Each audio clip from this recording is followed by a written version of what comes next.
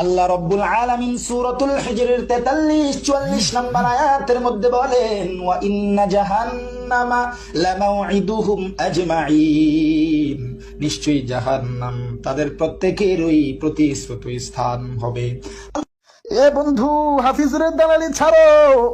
আল্লাহ তাআলা এত নাজ নেয়ামত দান করছে, এত সুন্দর কণ্ঠ দান করছে, কারো দালালি করার জন্য না, একমাত্র জন্য বলি, কারো দালালি করার দরকার নাই, কারো সুর নকল করার দরকার নাই।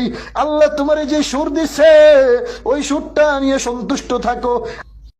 এরে, তুই যে আমারে নসিহত করলি, তোর গলায় তো হাফিজুরের আওয়াজ শোনা যায়।